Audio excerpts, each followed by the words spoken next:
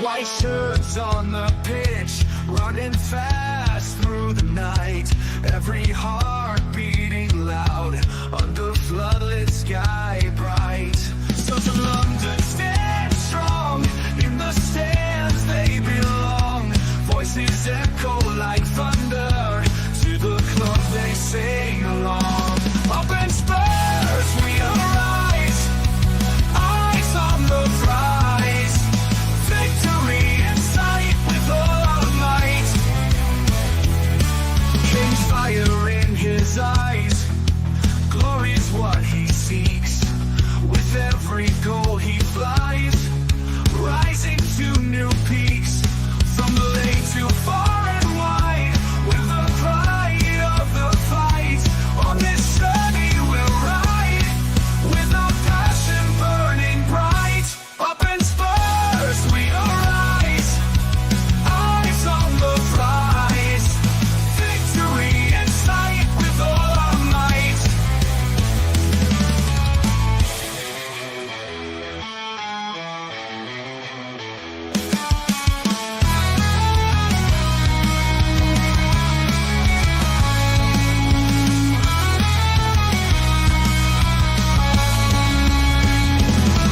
From the lane to far and wide, we're the pride of the fight.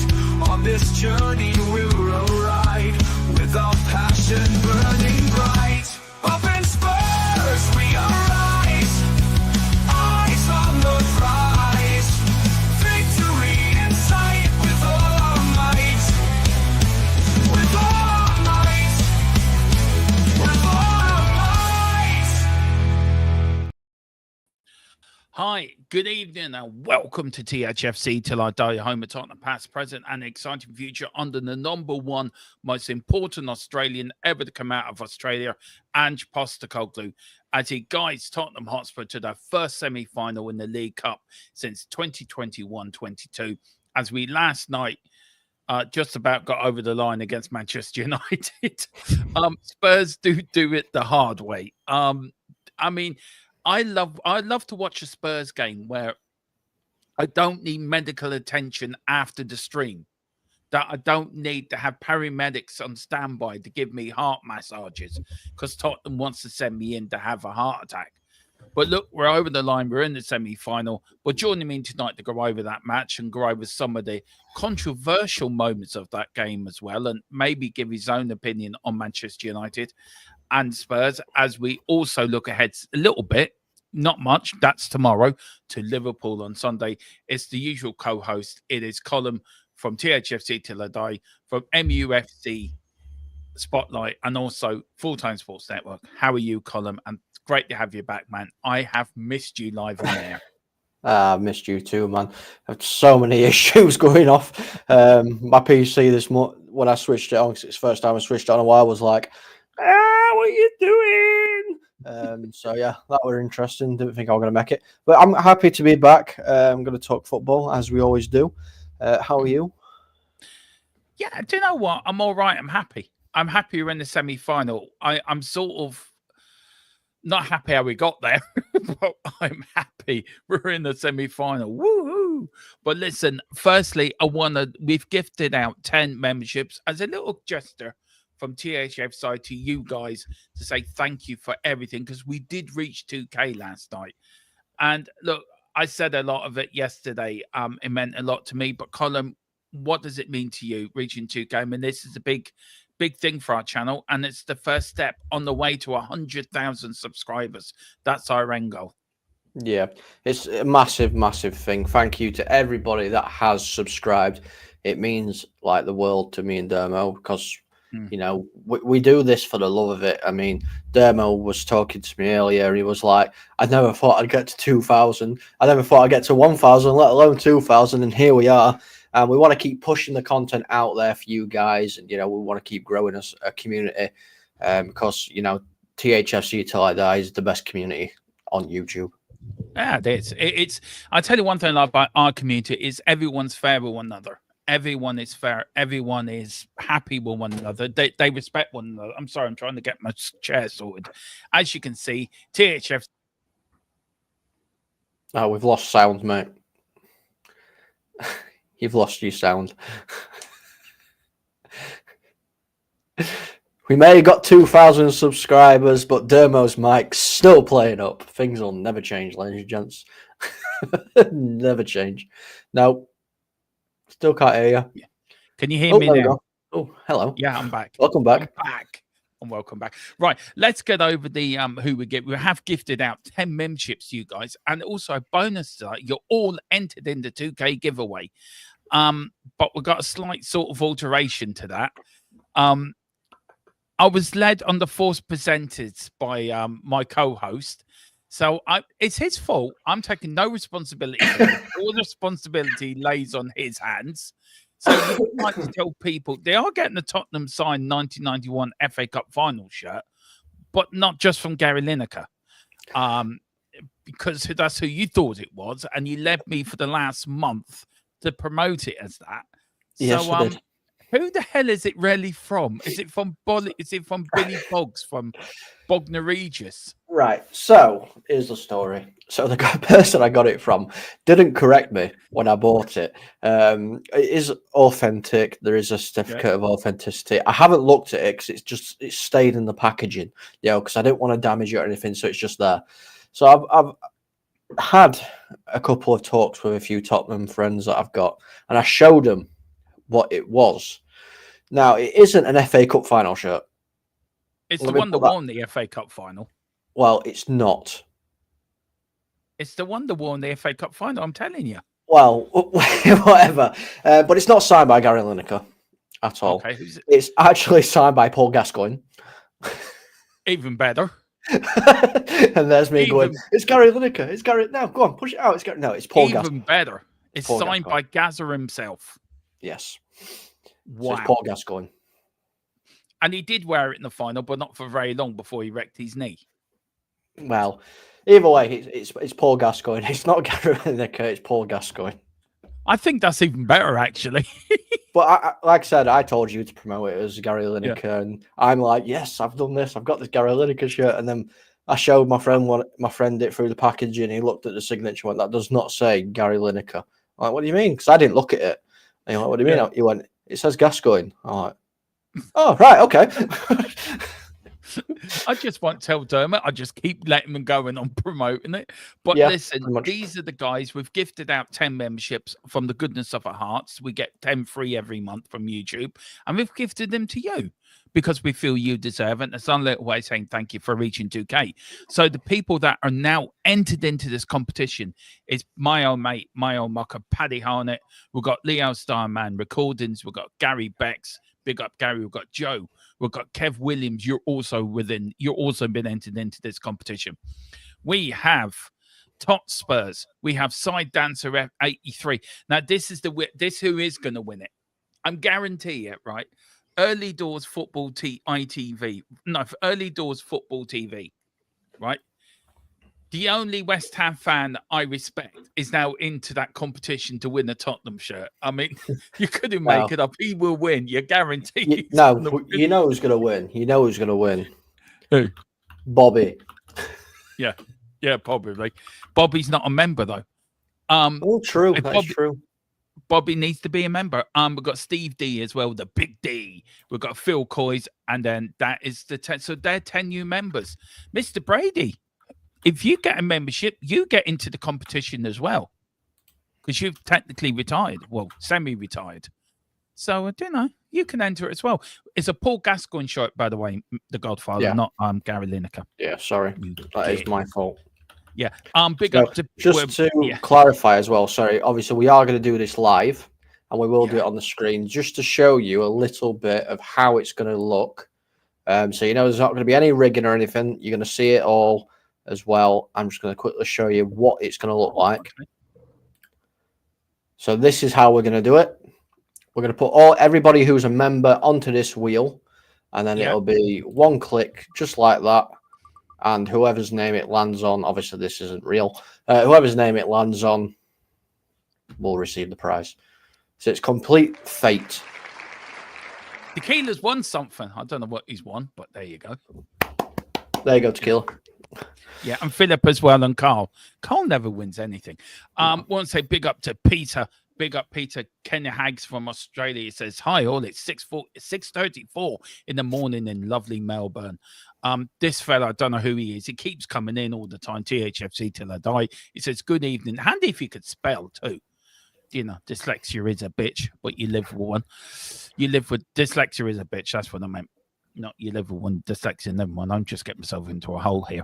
And then we've got the Godfather himself, the man that's on the Tottenham Mount Rushmore of Tottenham fans. He's up there with Wilton. He's up there with Peter M. And Philip Brady's up there as well. We've got one more space. Now, I was thinking of putting him next to Donald Trump, but I thought Philip might get a little bit tetchy with that. What do you think? As a surprise for Mr. Brady for Christmas, we stick him next to Donald Trump up in the Tottenham supporters Mount Rushmore of legendary Spurs fans. Do you think he might appreciate that? No, I don't think he will. I don't think we should. I think the only time we should put Philip Brady next to Donald Trump is if there's a fist in it as well. You know? Yeah, we should come up with something actually for that. Oh God. Philip can be the jail warden putting Donald Trump into prison. It's a good job Donald Trump doesn't watch this, otherwise we'd be getting sued. It will be. Yeah. Allegedly. Yeah, no, allegedly. Philip, yeah, he says no, Trump is a gooner. So there you go. It's even more reason to dislike him. He's an Arsenal fan. Anyway, but good evening, everyone. Welcome. Look, let's quickly talk about the match last night. Interesting quarterfinal. Look, it was a weird game. It was one of those games you play on FIFA. Do you know what I mean? It wasn't really defensive, weren't on top. But I want to start with this. Look, your goalkeeper. I want to start with the goalkeeper thing actually, because you and me had a little bit of debate about this, right? So here we go. This is the first picture you sent me, right? Now I'm going to go through the pictures. This is the second one, and this is the clearest one of all, I think, for me. Well, that one's a little bit later as well, to be fair. Yeah, but how many times have we seen this in the Premier League? And players, and not just last night, but over the last couple of seasons. Yeah, no, I get where you're coming from. 100%, I get where you're coming from. But you can clearly see, like in that picture there, you can clearly see his hand is touching the keeper's hand, which is an infringement on the goalkeeper, which makes it a foul. In the next picture, you can see that he's got his arm across. I mean, you can see it in that bit as well. He's got his arm across his other hand, you know, which is an infringement. I get, obviously, it's stuff like this has happened to Spurs and everything. It's happened to a lot of clubs, you know. I understand that. And when something breaks your way, you don't mind it. But I am going to call out a lot of Spurs fans right now. You cannot have your cake and eat it, because if that happens to you against Liverpool and you all start going apeshit crazy about it, well, guess what? Tough tits, because it was fine yesterday. So if it happens to you next week or whenever, it's fine. That's all I'm going to say. But you look at Burnley last year. I think it was Burnley against Luton. You look at how many times Vicario has been bullied in the penalty area. You look at how many times, you know, even Onana has been bullied in the penalty area. How many? I mean, do the officials? There was no VAR last night, and I think this is overlooked. What a great goal it was, by the way, from Sonny, direct from the corner. By the way, I think we should not. That shouldn't be taken away. What a cracking goal it was. Very rare you get a goal direct from the corner. But if you got a player jumping in against the goalkeeper and the goalkeeper's trying to jump up and punch it, and the other player does have to lever himself. But as Philip said, Onana, this is a very good point. He said Onana was decked by the Wolves player last season, got away with it. Yeah, no, I mean, I came on here with you and said, you know, it was absolutely ridiculous and he should have been sent off. I literally said that live on the show. You know me. I'm one of the most honest Manchester United fans you'll ever meet. I mean, look, you look at goalkeeper, you look at De Gea over the years, you look at our goalkeepers as well. Do the rules need to be changed where years gone by, goalkeepers was as a protected species? That if you touch the goalkeeper, a foul was given in the goalkeeper's way. But now, over the years, they've seen been a bit more lenient and a bit more. The rules have been softened. Do you feel the officials are not officiating the games right?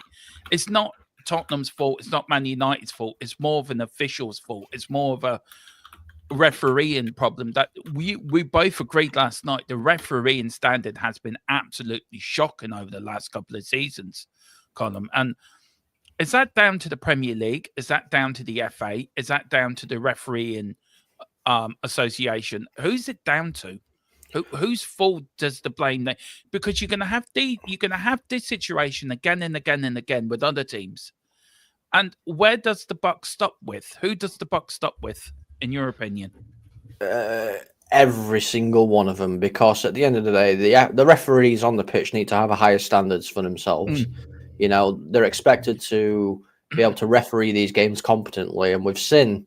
I mean, it's such a shame we're talking about a decision like refereeing call because Spurs have got to a semi-final. That's what we should be talking about. I know we are going to talk about that. But yeah, I mean, then the FA should be putting pressure on them as well, saying, listen, you need to do better. Your standards have got to be higher. And then obviously the refereeing association needs to train them better and make them understand. I mean, the official rules are a foul on a goalkeeper is when an opposition player charges, pushes, or obstructs the goalkeeper in any way, prevents the goalkeeper from releasing or catching the ball deliberately, initiates a deliberate trip, or obviously then it's if the keeper holds on for it for more than 6 seconds, it's a foul. So yeah, I mean, look, very quickly, I'm big up to Peter M. Peter, you've been given the membership, so you're in the draw for a Paul Gascoigne shirt. It's not a Gary Lineker shirt. It's a Paul Gascoigne 90 FA Cup final shirt, the war in the FA Cup final in 91. So you're in for that draw. So enjoy that, Peter. Enjoy your membership as well, sir. I don't know if you were a member before or I gifted you a membership. I can't remember. Let's see. No, I must have gifted you a member. You were a member. Anyway, you're in the draw, Peter, anyway. Great to see you in the chat. Up there with the Mount Rushmore of legends of this channel and of this community. He says, big up Dermo And Colm. Everyone in chat. Bad decisions go every way. United's keeper should have been stronger. Justice Foster should have been more away. Do you know what? Totally agree with that. 100%. Oh, no, yeah. I agree. That's a balanced way looking at think about it, to be fair. Well, I spoke to you yesterday about it, Dermo, and my thing wasn't the fact of Spurs winning because of that. It was the way certain Spurs fans acted like, oh no, it doesn't matter, And like I was trying to get across, if that had happened to Spurs the other way around, it would have been uproar because it happened. You can't flip flop about it. If you don't think it's right, then it's not right. I said in the chat as well yesterday, if United had scored that, I still would have been pissed off because it's a foul, and I probably am a little bit too close to it because I'm a goalkeeper myself. I've got a very protective goalkeeper union stance. Yeah. Now, and the great Pat Jennings was in the stands last night, and I wonder what he would have made it as well. But look at the times that he was bundled over and pushed. Look back in the 50s, the Man City played with a broken neck in an FA Cup final. So, over the years, goalkeepers have not been protected, and then we all come out, oh, goalkeepers must be protected, and then they're overprotected, and then they're not protected enough. Yeah. So it's a vicious circle for them.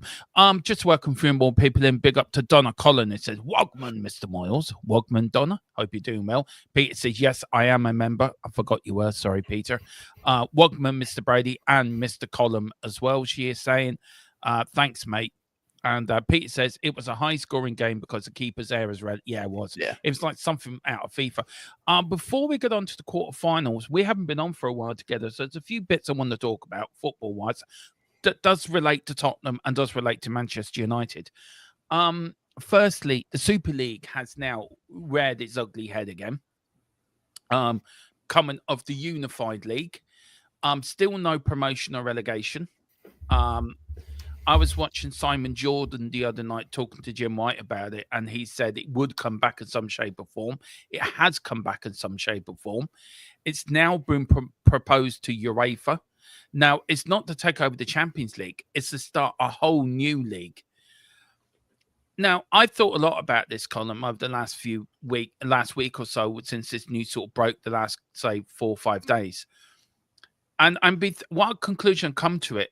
The likes of La Liga have ballsed up their league. Serie A have ballsed up their league. The French league have ballsed up their league, and they're looking to the Premier League and thinking, they've got the best league in the world right now. Okay, I'll tell you what we're going to do. Let's create a league, and we'll take some of them out of the Premier League, and that will get us all money. And also with the investment and takeover that's likely to happen at Spurs won't need the investment because A, they're going to get so much money from this unified league. So where's your thoughts on it? And question A, where's your thoughts on it? And question B, do you think teams will leave the Premier League to go to this unified league? Because if they do, I don't know what I would say if Spurs joined it. I think I'd be done. And if Man United joined it, I think you'd be the same, wouldn't you? If Man United joined it, I would not watch another Man United game, and that'd kill me because I'm a Man United fan, diehard United fan. I will bleed red for this club. But if they ditch the Premier League to go play in this Super League just because of revenue and money, yeah, I won't be catching this Man United Spotlight channel. That'll be gone. I wouldn't even focus on United ever again. I think certain clubs might be interested. I think, Manchester City, if they get relegated, That's the point. Will they join it? Because if they do get relegated from the Premier League with the chances that's against them, which I think we're going to find out later in the year, I think that's a very good point. Is Man City already joining this, knowing what's going around the corner? If Tottenham were to join it, I'd be the same as you. I would never watch another Spurs game again. And I bleed Tottenham. I was born in Spurs, Tottenham area. I grew up supporting Tottenham from an early age. Do you know what I mean? I'm Tottenham through and through. Always have, always will be. But I will not support them if they were to join this unified league and leave the Premier League. I think it's ridiculous. I think teams like Newcastle might join it. Man City probably join it. Everton may join it, by the way. Chelsea. I think Chelsea, West Ham. I think teams like that may join it, but it's only selected clubs, though. This is the thing. It's always they only want the big boys there. Such as Spurs, United, Arsenal, Liverpool, etc., etc. I mean, I don't think it'll happen. Honestly, I don't, because we saw what happened last time. The fans rallied last time and made sure it didn't happen. I'm sure that would happen again. Yeah. I don't think it will. I don't think it will happen either, but it's worrying that it keeps coming up. It keeps cropping up. It keeps cropping up. And why does it keep cropping up? Because the big two in every other league around Europe, their leagues are fucked. Yeah. Because they're looking at the Premier League and they're thinking, hang on, we can't do that. Well, you couldn't organise a piss up in the brewery because your leagues are 2-horse races. Will Celtic and Rangers join it? I doubt they would. No, they're probably going to get an invite. Yeah. But again, I can see why some teams would be like, oh, actually, yeah, because they get to play against the Bayern Munichs and the Barcelonas and the Madrids, and all these other big clubs from around the world, because that's all they're aiming for is the big clubs. A Celtic or a Rangers might be like, oh, well, the standard we play at isn't as good as what they are, so let's go and prove how good we actually are by doing this. But at the end of the day, I mean, I don't know about a lot of fans, to be fair, but do you want to go watch Spurs play Real Madrid in Spain or Barcelona, or do you want to fly over to Italy and watch and play Juve in a normal league kind of format? No, you don't. This is what the Champions League's there for. You're muted. With myself. No, that's what the Champions League, that's what the European competitions are for. That's why you finish high in the league every year, to get these fixtures. We went to the AC Milan game a couple of seasons ago in the quarterfinals of the Champions League. If we were getting that every week, I wouldn't enjoy it. The novelty would wear off very quickly. Peter M says unified league is a misdemeanor as it seeks to destroy existing national leagues. It's a replacement league, and that's what it is. Yeah. The likes of Barcelona, Real Madrid, PSG, all them Juventus, them teams are broke. them teams are struggling, and they look at the Premier League and they look how wealthy Spurs are. They look how wealthy Manchester United are. They look at Man City. They look at Man United. They look at Chelsea. They look at Chelsea spent over $1 billion on transfers, and they're thinking, why can we not have that? Well, let's all get together. Let's all ditch our leagues, and we can write our own league where we can make our own rules, spend as much as we want, and let's forget the fans. And people seem to forget football is us. We are football. If there was no fans, there'd be no football. And that's my opinion. I think we will do more on this column over Christmas. I think there is another story in it. And also very quickly as well, the World Cup draws, which we are going to do a show on over on Big Up as well. We will put the link in for that into the chat. So new channel over on the new platform, guys. So please do come over and support us over there. The World Cup has been given, of course, 2026. It's gone to USA, Mexico, and Canada. The 2030 World Cup is a joke. That's gone to Africa, Europe, and where else? It's gone to 3 continents, plus 3 games being played in South America. So there's 6 countries hosting the World Cup in 2030. And then in 2034, where's it gone? Whole of the load is gone to Saudi Arabia, where nobody else was entitled to bid for that, by the way. Just a quick talk. I know we are going to get in this. I know it's gone away for what the show's about, but just wanted to get your thoughts on it. We are going to talk more about this over Christmas as a general football debate. Has football gone absolutely bat crazy? Is FIFA still the corrupt league that it was on the Sepp Blatter? And did you see how they hosted the draw, by the way? All done by all screens and crap. We might as well have just jumped on it, I'm surprised we didn't get an invite ourselves, Colin. Maybe we did. Maybe we did. Maybe we missed the email. I don't know. Yeah. What's your thoughts on it very quickly? It's a joke. It's a complete joke. We've seen the effect because the Saudi World Cup's going to have to be played during the season. The winter. Yeah. And we saw the detriment of what happened last time when the World Cup was played in winter. Yeah. It's stupid. It's absolutely stupid. But once again, FIFA, the world governing bodies of football are just greedy, fucking money-hugging bastards. And Saudi Arabia have gone, here you go. Here's a couple of 100 million. Let us have it. Let nobody else even put a bid in. Let us have it. Come on, thank you. And they've gone, oh, money. Yeah, okay, you go over there. You sign that paperwork. I'm going to count this money, and then I'm going to put it on my bed and make sweet, sweet love to it because they're greedy little monsters. I'm not trying to get political, but surely things like human rights and of course they should, but they don't come into it. They don't care. All they care about is what's coming to them. They do not give a fuck about human rights. So is this the same with the Unified League? It's all about money. It's all about money. They're getting a massive payout. So I'm going to see if I can actually find it. Hold on. Yeah, but is UEFA behind this as well? Are UEFA going to get a cut out of this? UEFA, so I'll tell you what, we'll sponsor this league. We'll give you the okay, but we want a couple of 100 million out of it. Of course they have. Of course they have. I mean, come on. I mean, right. This is what annoys me. Like the World Cup and stuff, right? Yeah. The World Cup is supposed to be played across the world, obviously. That's why it's called the World Cup. But normally, for a long, long time, it's been at places, at countries or continents that have had a lot of historic football. Brazil. I think they're still the all-time record winners. Spain have had it. Germany's had it.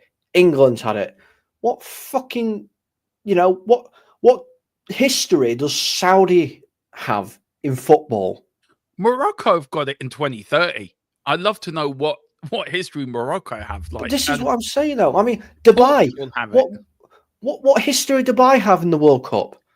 Well, you look at Saudi, right? You look at the boxing this weekend. You look at the Fury fight in Saudi Arabia, right? You look at Newcastle being bought by the Saudi corporation. You look at Spurs could be bought by a Saudi corporation. And you look at the getting into golf, the getting into something Formula One as well. It's just sport's gone so far away from what it was always meant to be for the people. And it's gone away, and football has lost its way. But listen, we are going to get into that over Christmas. It's not what the show is about, but we've got sidetracked, as me and Colm normally do, because we love talking football. But let's get back to... Sorry, you can say something, man. $1 billion. They paid $1 billion to have it in Saudi Arabia. They paid $1 billion. Yep. They paid $1 billion. Dubai paid 880 million. Right. That is the debate we will have over Christmas. I'm looking forward to that. Big up to Philip. Philip said, making Pat Jennings watch goalkeeping last night was like making Mozart sit through a Wombles kick. I love the Wombles Christmas song. Don't ruin it for me, Philip. I love the Wombling. No, was it? Wombling. It's before my time. Wimbledon, womble around. The Wombles are Wimbledon, something like that. And anyway. now I've been copyrighted.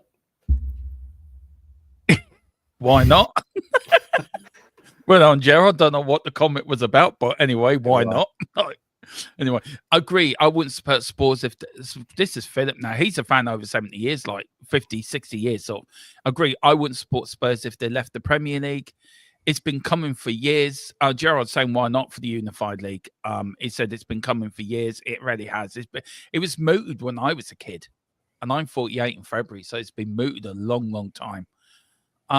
We got Peter. If Spurs join this crap, I'm happily close to Selhurst Park and can quickly adopt Palace. Do you know what? I'll probably join you, Peter. Now, another similar question is whether the 2034 Saudi World Cup would be worth watching. I can tell by Colm's face, no. No, I won't be watching it.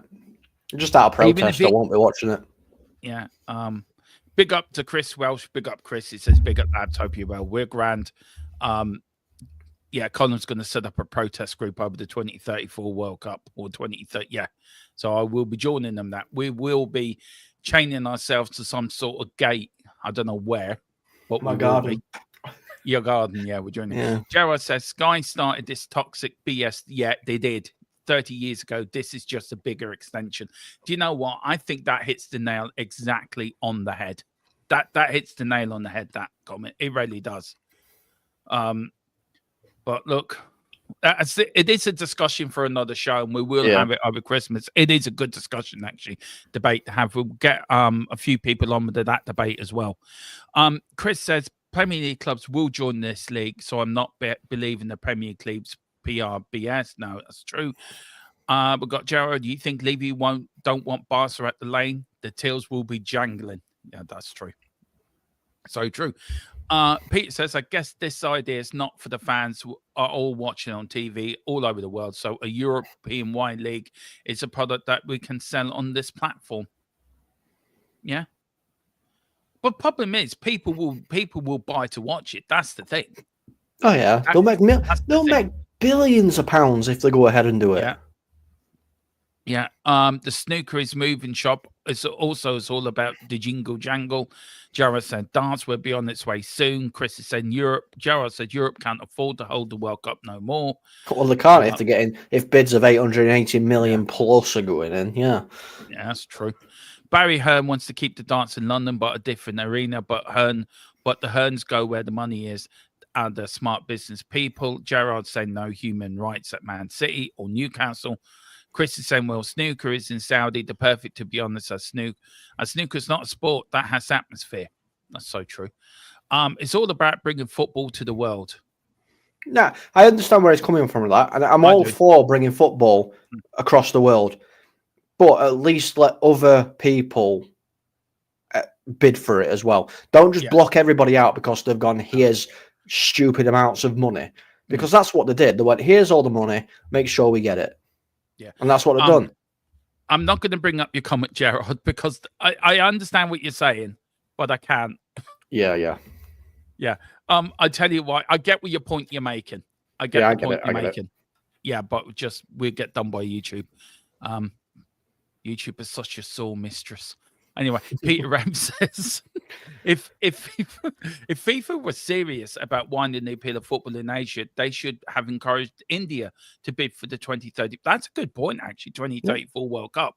People there love football. It's cricket's poor relation. That's a very good point, by the way. But this is what I'm saying. This kind of goes back to what I just said about bringing football to the world. Yeah. Why have they blocked countries from putting bids in? Yeah, I know.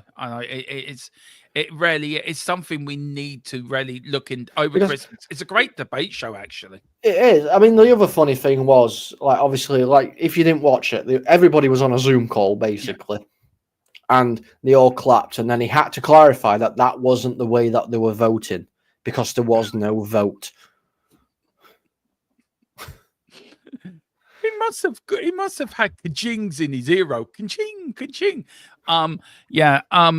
Also, we will go over the World Cup qualifying bids for England, Ireland as well. Scotland and Wales and Northern Ireland for the next World Cup. We got a nice draw, actually. We should qualify in the playoffs from that. Of course, my question about 2034 assumes I'll still be alive, which at my age becomes an issue. Peter, you will be here. Me and Colm are going to freeze you. We're going to make you into the bionic Spurs man. You know, you will be the... What was his name in the bionic man? What was his name? Oh. Bionic man? The $6 million man. That was it. The $6 million... I thought you were on about the... what's it called? Biostensinal man? No, it's a $6 million man. It was a program in a TV series in the 70s and 80s. Lee Majors, I think, played it. I think it was Lee Majors that played it. And he had an accident and they made him into the 6 million. He was like the bionic man, basically. So we're going to make Peter into that. Keep Steve Austin. Steve Austin, there you go. Stone Cold. Yeah. We're going to make Peter into Steve Austin. There you go, Peter. And Peter's actually rolling around in his floor laughing at the moment. Everyone's saying, why are you laughing, Peter? They're going to make me the bionic man. Yeah. If you could wait a few years to this channel makes a bit of money, we will pay for it then. But we see, can we get it on the Never Never? Yeah, we'll try and get it done by 2035. Yeah. Yeah, and that goes for you as well, Philip, as well, if you're watching. Remember, we'll offer you the same deal as well. Just let us know if you want to accept that or not. Because me and Colm are doing it. We're never going to die. We're always going to be doing THFC till I die. Into the next millennium. We'll be still here, even as AIs. Anyway, let's talk about last night's game. Of course, it was played at the greatest stadium at all. Not Tottenham Hotspur Stadium. It was played at the great stadium called White Hart Lane. The attendance was 57,409. It was a quarter-final against Manchester United in the League Cup. We did win 4-3. The referee was John Brooks. The fourth official was Gavin Ward. This is your chance. I want your ratings on the referee, Colm, and your ratings on the fourth official. Referee a 4 because he was terrible. And that's not even just based on that one incident. He was just terrible throughout the whole game, to be fair. Giving fouls that weren't fouls, giving fouls that were so... I mean, sometimes, Dermo, I could go up to you and just blow like a little bit of wind on the side of your face, and I'm sure John Brooks had come jumping out of your closet to give me a yellow card and a free kick or something, because some of the things he gave free kicks for were ridiculous. Fourth official, Gavin Ward. I don't know. I don't think he did anything. No, this is what I'm saying. I don't know. I'll give him a 5 because I didn't really notice him. Yeah, I mean, John Brooks was the worst referee and official I've seen in a long time. And I thought Anthony Taylor was bad, but this fella was 10 times worse. I thought Darren England was bad as well. But yeah, I give him a 5, and I give Gareth Ward probably a 7 just for turning up and sitting there. He did well. He kept that seat warm. He held up the board well. Yeah, he did that very well. Big up. I've never seen it done better. No, I haven't either, actually. This is my ratings for the Tottenham team. Guys, do put your ratings in the comments below, in the comment section as well. We're going to get Europlay ratings for the Spurs team as well, Colm. and then we'll go through little bits, and then we're going to bring up the Man United side of it, and then we'll end up with a massive little bit of debate about the match as a whole. I give Fraser Foster a 6, and why I'm giving him a 6, he gave away 2 stupid goals. And please, for the love of God, if God is watching and any Tottenham players watching, please do not pass back to him anymore. He doesn't play with his feet. He never can. He never will. He's a tree, but he's a tree that's done very well for us. But please do not pass back to him. Stop passing back. Hashtag don't give it to Foster. I give him Pedro Porro a 7. I'm giving the Draxler from Romania, Draxler, I'm giving him 7.5. Archie Gray, I'm giving 7.5. He's been absolutely immense. The 18-year-old has really come of age. And whenever Ange has asked for them, he stood there. He's been counted. I'm here. I'm being counted because I'm standing up for this team. I'm standing up for Tottenham Hotspur. Jed Spencer, Jedi Master, 7.5. Another good game for him as well. Was subbed off after 91 minutes for Reguilon to make a fleeting appearance. But I thought Jed Spencer did well. Papa Sarr, 7.5. Played well. Basuma, 7.5 as well. Played well as well. Kulu got 7.5. Scored a goal. Good performance again for Sulu. Looked a little bit sluggish for me, but I think he's tired. But with only 15 fit players, for me, he's doing well and fair play to him. So 7.5 for him. James Madison must have his minds on the darts at Ali Pali, thinking he was there last night. He was absolutely woeful. I didn't think he did anything good in the match. I think he could have gone and watched the darts. And we could have put Bergville in that position because I think Bergville would have done a hell of a lot better. Sonny, captain, fantastic, 7.5 again. Took his goal, brilliant. Forget about the goalkeeper thing. The goal for me in itself was absolutely magic, and that's Sonny. So 7.5 for him. And for me, my man in the match went to Dom Solanke, 8.5 for him. 2 goals, bugged him well, but his work for the team for me goes so underrated for what he does. And as Peter said, weren't you? It was entertaining. Weren't you entertained, mate? That is it. Weren't you entertained, mate? Last night. Substitutes Bergville for Madison for Burford to welcome on. He gets a 7.5 for me. Brennan Johnson, not really enough time to make anything, so he gets a 6 because he's been damn right useless the last couple of games. And Reguilon as well gets a 1 because he just gets 1 because he's done solid all season and he makes a fleeting appearance. And for Ange Postecoglou, I give him an 9.5 for being entertaining to the Sky commentator at the end. Just for that alone, he gets a 9.5 from me. Very quickly, Colm, do you want to give your ratings for Spurs? I mean, you've been very, very, very nice to a few of these players. I'm not going to lie. Forster, I'm going to give a 4 because, I mean, he wasn't very good. I know he's like obviously second choice keeper and everything. I get that, but he's not very good. I'll give you backline a total of a 7. I think that's fair. They did very, very well, to be fair, apart from obviously a couple of incidents. Sarr, Basuma were quite solid as well. Can't really say anything about them. I'll give them a 7. Madison, I'm going to give a 6. I forgot you were even on pitch, to be honest with you. He reminded me of Scott McTominay when we had him. He kind of like just disappeared. Often we were like, "Oh, you are on pitch. Why aren't you doing anything?" I did think about that last night. Son, I mean, fantastic goal by Son. I'll give him a 7.5. I'll match you there. Solanke, I'm going to give an 8 as well because I think Solanke was fantastic for you guys last night. And my man of the match is Kulusevski. Simply because, he is head and shoulders one of your best, if not your best player. When he's on form and he turns it on, there's not many that can stop him. And he did that yesterday.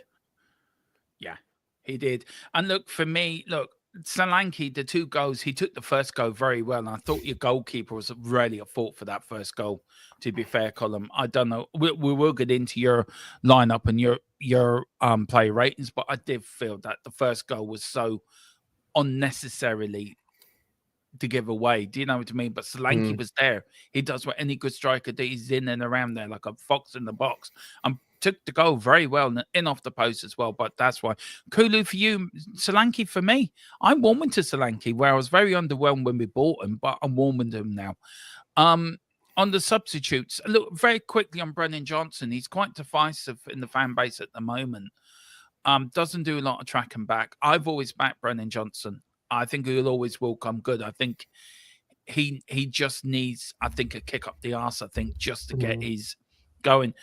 The youngsters, Gray, Bergville, Jed Spence, players that haven't, even Foster, haven't played much, but they have stood up to be counted. I know Foster made a couple of mistakes last night, but he did one save in that first half from a header where he got really down and picked it up off the ground around the post. Do you know, does that give Ange or a squad a lift when these youngsters are coming in and players that haven't played coming in? Does it give them a lift when they do play well? The likes of Archie Gray and Jed Spence and Bergville, especially the two 18-year-olds. I mean, yeah, I think it does. I mean, the other thing you've got to look at as well is, it sounds weird to say because I know you haven't, but these are coming in to replace some of the older players. Reguilon, who is probably on his way out. All these kind of players. So you've got to nurture them as well, just not throw them in. I mean, Gray's been doing very, very well. Spence, who we've had conversations about before, whether or not he'd be able to pull it back, seems to be doing very, very well for himself as well. Obviously, Forster's never going to get in the number one spot whilst Vicario's there, because Vicario's just simply better than Forster. But yeah, I mean, this is going to give him a massive confidence boost, and you need that because you haven't got an easy game this weekend, and your semi-final 2 legs is not going to be an easy game either. So no, it isn't. You're so right there. But look, it does give us a major boost but we only got 15 players. We've got loads of players out. More about that tomorrow in the pre-match show, of course, against Liverpool, and we will go through the injury list. It is, I mean, for the squad we've got and the players that are out, I think them younger players can be damn well proud of them, and I'm very proud of them as well. We went through the goalkeeper thing again. I can understand where you're coming from, Colin, but look, maybe there's a show in that where we will debate VAR decisions possibly before the new year, maybe as a look back at how bad VAR is, and also the way that VAR still haven't brought in the new offside rule. And that's now coming in next season, which is all becoming a little bit of a debacle. This was some of the stats from last night. Tottenham 6 shots on target to Manchester United's 5. Expected goals 0-0. I don't get that. Touches in the opposition box, 24 for Spurs, 40 for Manchester United. Possession percentage, 46.30 for Spurs, 53.70 for Man United. And final third passes completed, a 105 for Man United, 67 for Spurs. So, Man United had to share the possession column, but just couldn't take the chances you were given. And, and we did we gifted you 2 goals. So if we didn't give you that, Man United, with all the possession they had, never really looked like they were going to threaten us, really, to be fair. I think your XG is wrong, by the way. I don't understand. Man United's expected goals yesterday was 2.66. And I read that. Was, I think it's 0.87 or something like that, which I don't understand at all. I don't understand where they've got those figures from. I know it's based on shots on target, total shots and all that rubbish. But yeah, I mean, Man United were wasteful. Again, this is the issue that Man United face. We don't have players that are willing to put the balls into the box for the strikers, which means the strikers starve. And we haven't got an experienced striker. We've got Rasmus Højlund. That's it. And he's only a young lad. I think he's like 19, 20 or something like that. Xerxes might as well just, I don't know. He might as well just sit in crowd sometimes because he's about as useful as him. but yeah, I mean, we're 4 weeks into a new system. As I said, you know, I was expecting us not to beat you guys because you guys are in a better position than what we are. Even if you've got injuries, you know, you're a bit further ahead. Your players understand the system and everything like that. But yeah, we just need things to change. We do. Very quickly on Ange, his thoughts on the game. He says we played so well in control of the game. It's the way our season has gone a little bit. We self-inflicted some pain on ourselves, and then we had to scramble to get a foothold again. Ended up getting a fourth and winning the game. It should have been a lot more comfortable. That ended up. But having said that, I still can't get away from the fact this group of players is doing an unbelievable job at the moment to get us through this. The fact is, we again scored 4 goals and played some outstanding football. We got tired in the second half because we have a small number of players. We keep putting it out. We keep putting it out there. Obviously, that made it tighter than it should have been. But I'm so proud of the players' efforts. And I echo that. I think the players done fantastic last night, considering the same players played against Southampton, most of them 90 minutes. And again and again and again, they're standing up for Tottenham. On Fraser Foster, and it said he was disappointed because he was outstanding for us. Even before then, the first half, I thought he was really good with his feet. He found some great solutions. The first one probably affected his confidence a little bit. He lost a bit of belief, and the second one compounded it. Just because on that, he's been a really big player for Spurs. On Fraser Foster, you being a former goalkeeper, Colm, would the first mistake really would have impacted his confidence? Do you think that would have played on his mind? And do you feel the second goal that Ahmed, it was not really Fraser Foster's fault. It was more Ahmed chasing down the ball, running for the shirt, running for the badge, running because he was playing for Manchester United and giving his all. So do you really, can you not blame him for the second goal, but definitely blame him for the first goal? I mean, the first goal, yeah, it does not. I've been in situations very similar. You know, when you make a mistake and you know it's on you, it does affect you. Your head's down. You're like, oh, God's sake, what if it happens again? You know, you got all these thoughts. You got thoughts fighting in your head. You know, right? Let's not mess up again. Let's not mess up again. Which is pressure on yourself. You know, and then you've got the scenario playing out. Oh God, what if this happens? It's horrible. Goalkeeper is such a horrible and lonely position to play on the field, because if you do something wrong, there's nowhere to hide. You know, if a defender makes an error, you know, he's got the thing like, well, why didn't the midfield stop it? Why didn't the goalkeeper stopped it?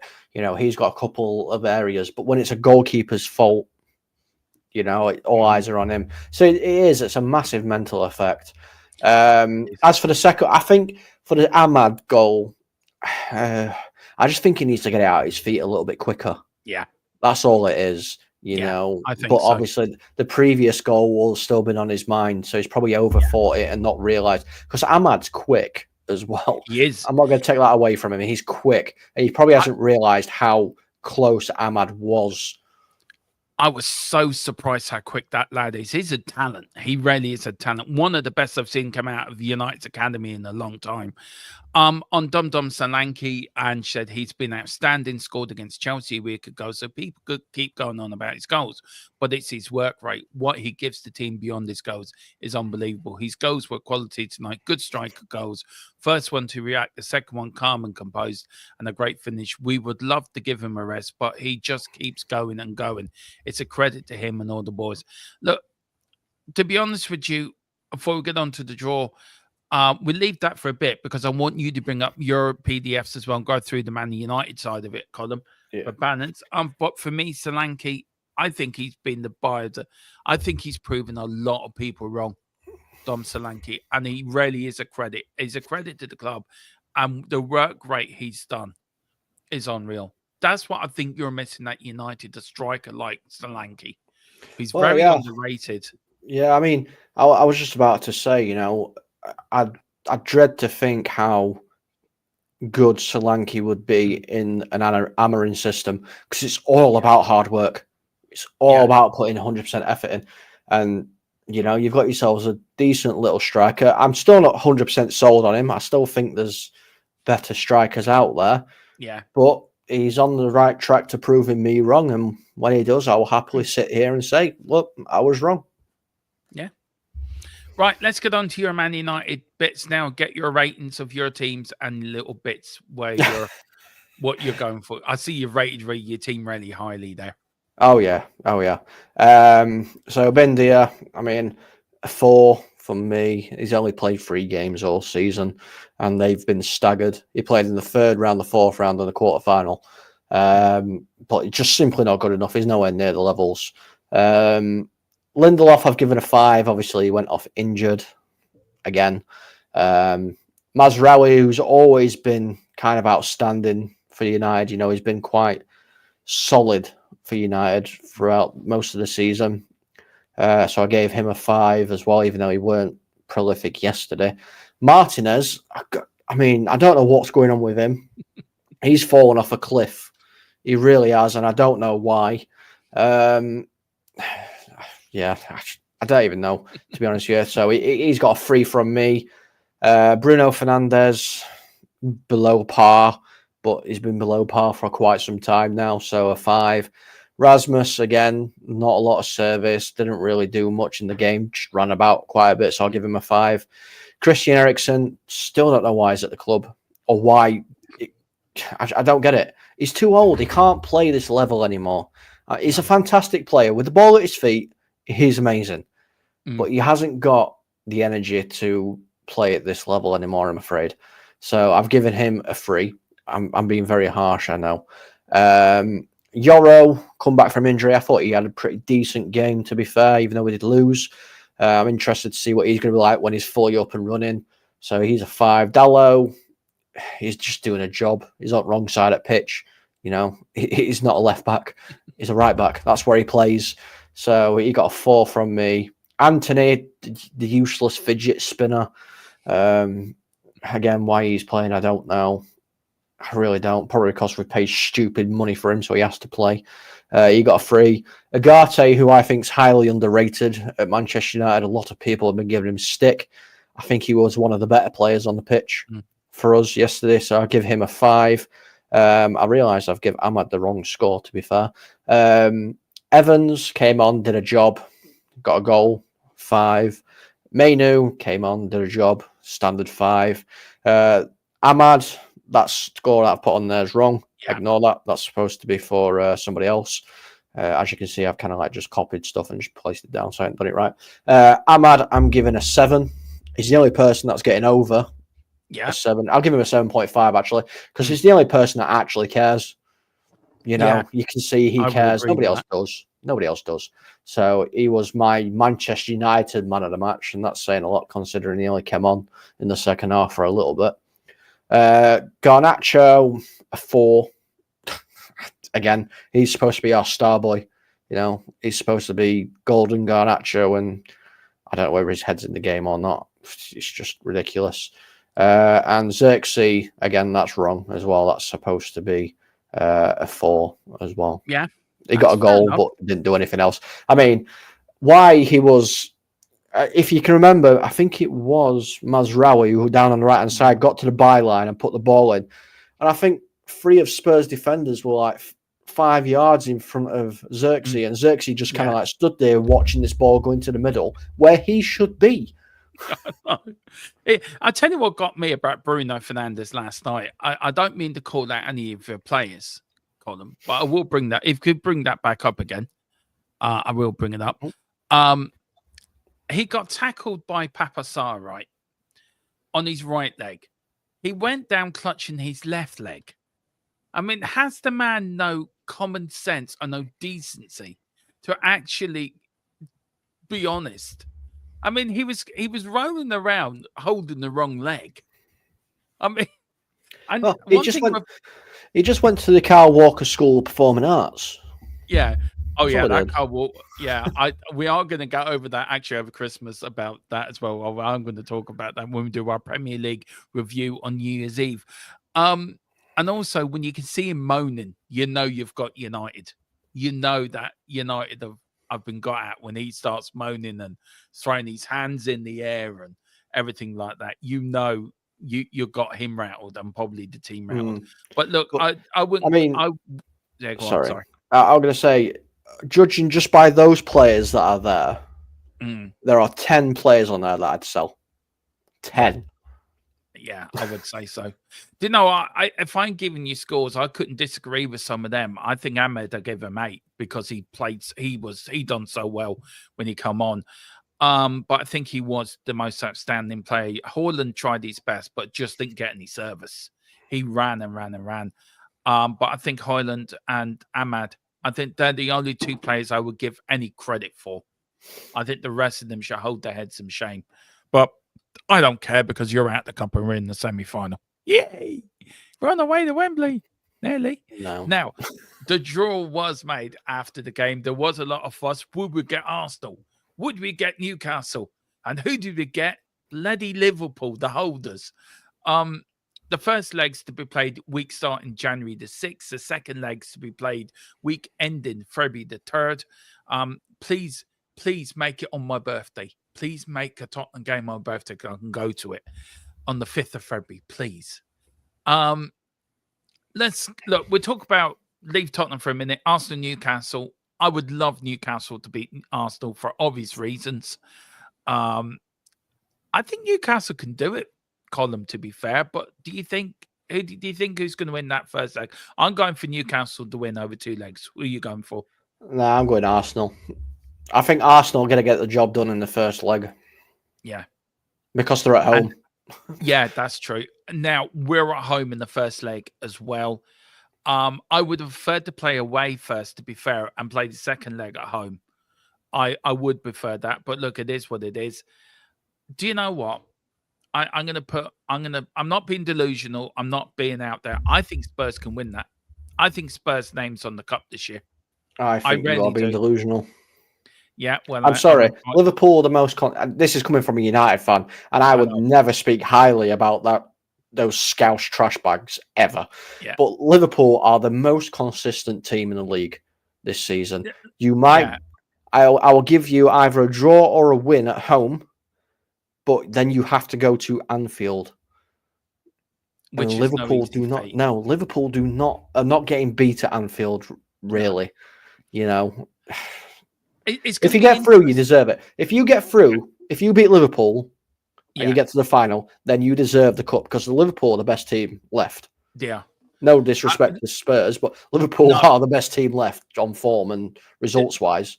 Yeah. Do you know what? I would agree with you on that. Liverpool have been the most consistent team they've been the most consistent team this year. But I think that's more to. I said it to you earlier, I think, didn't I? That I don't think it's more the incoming of Varney Slot. I think it's more that they got tired of Klopp and Klopp got tired of them. And I think a new manager coming has breathed new fire into them. So he hasn't had to build the squad. The squad was already there. But Liverpool have been a good team this year. Manchester City, 1 win out of 11.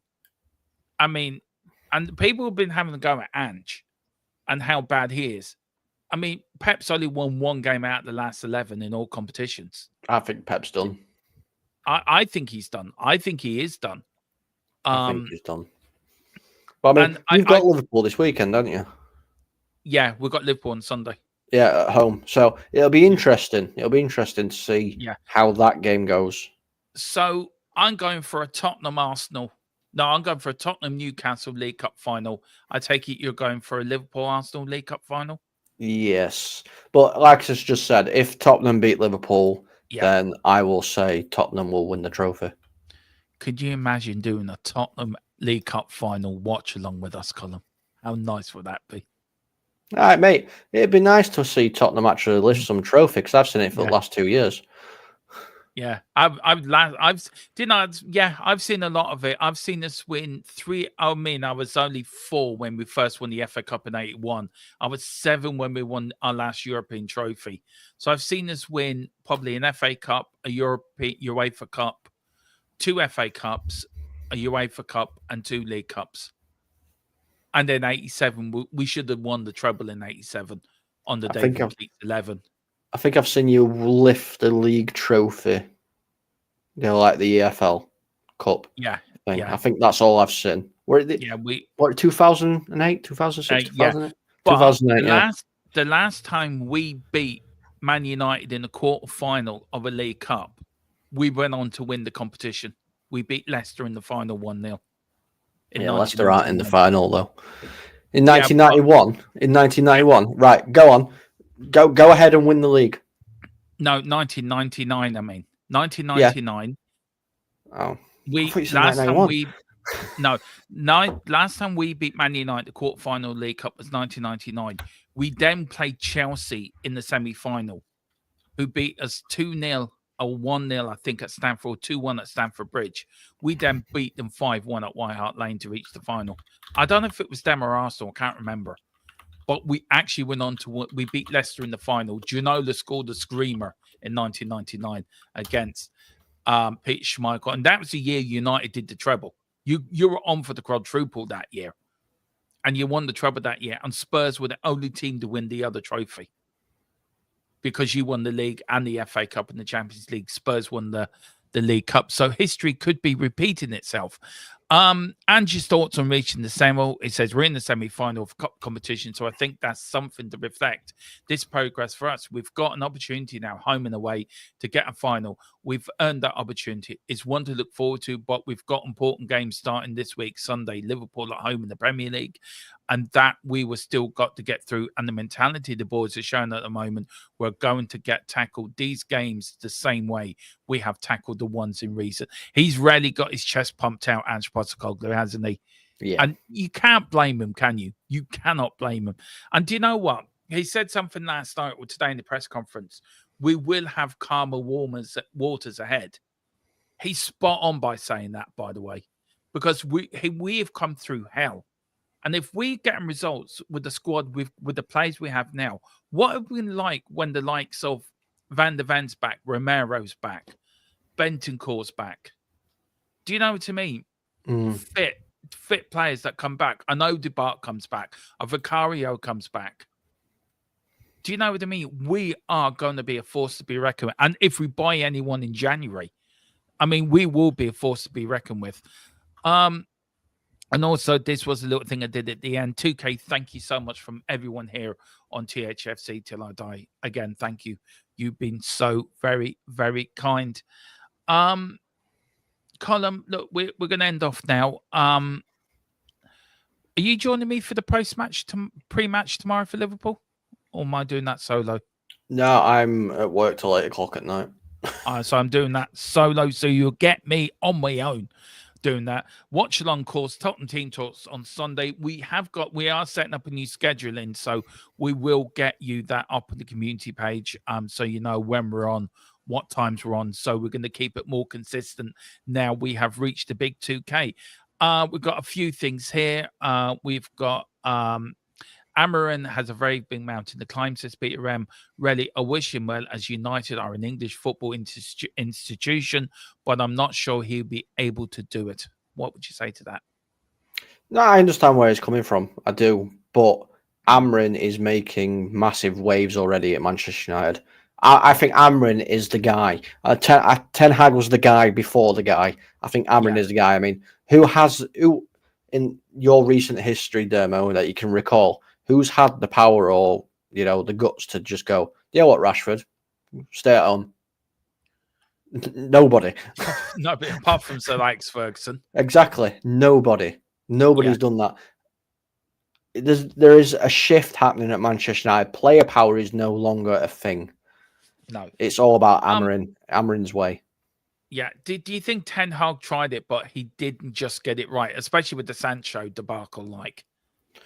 I mean, you heard my concerns about Ten Hag anyway. I don't think Ten Hag was tactically good enough. No. To be fair, I don't think he got the respect from the players either. No, I'm so glad he didn't come to Spurs. And Jared O'Connor says, "Does Ange have any tactics, Dermo?" Yes, he does. He's tactically a great manager. It's just who we are, mate. We attack. It's score more than the opposition.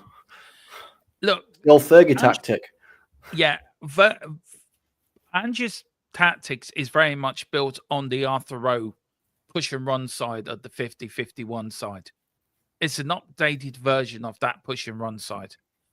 And I think Ange will take us to glory. I think Ange is the manager before the manager as well, in my how I think about it. But I think Ange will build the foundations, lead us to some success, and then he would then give it to probably. I would love to see. This is sound really. People are going to say to me, "You're talking shite, Dermo," but I would love for him to hand it on internally to another manager, like Liverpool did, like sort of Man United did.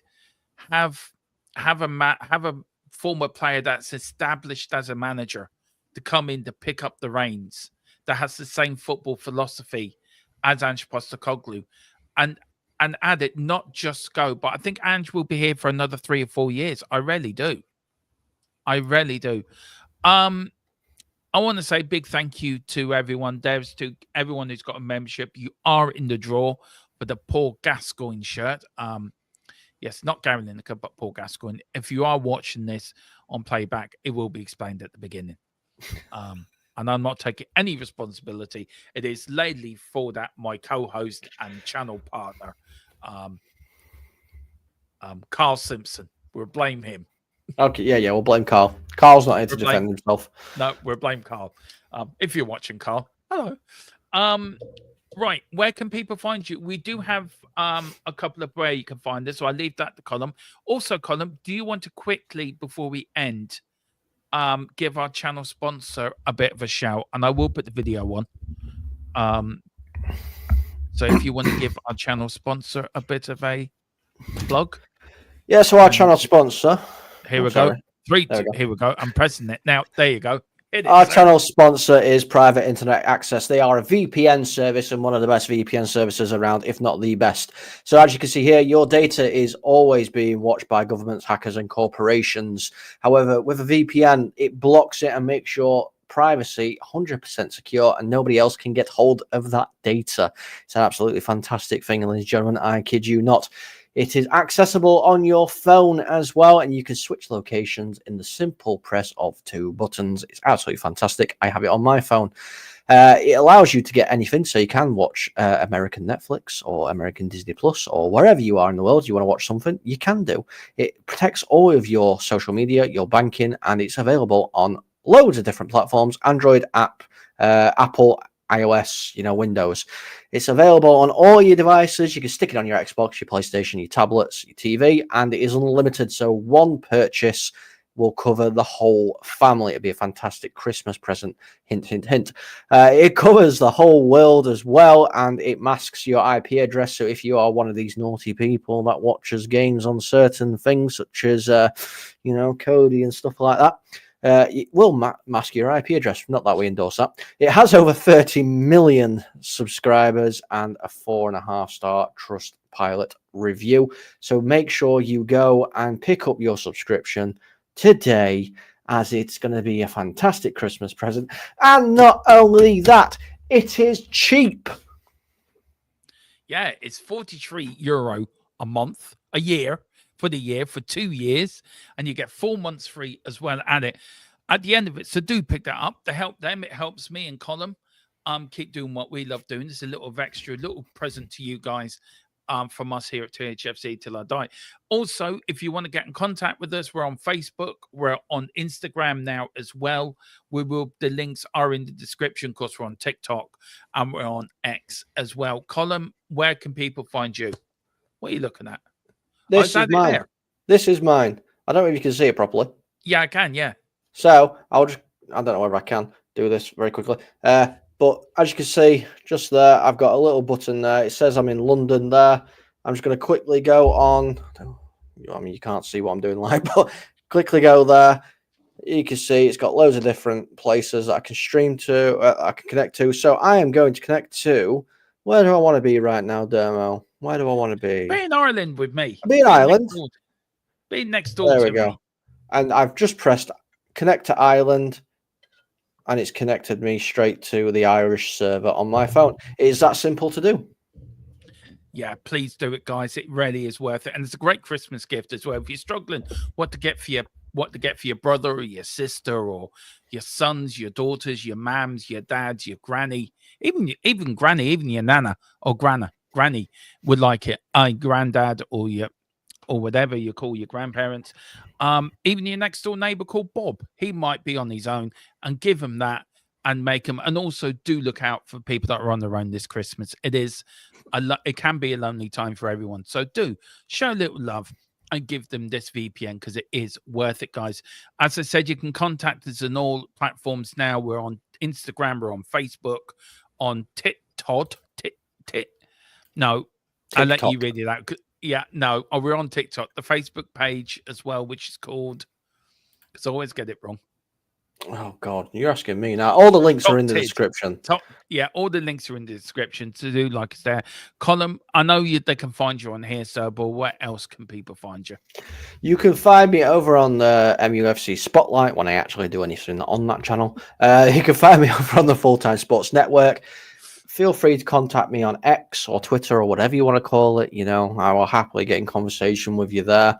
You can find me over on Big Up as well, which is Matchday Magic over on Big Up, mine Dermo's new channel. Double Done Gaming, which we will get some stuff on there, I promise, at some point. Please don't hate us. We will get there eventually with that.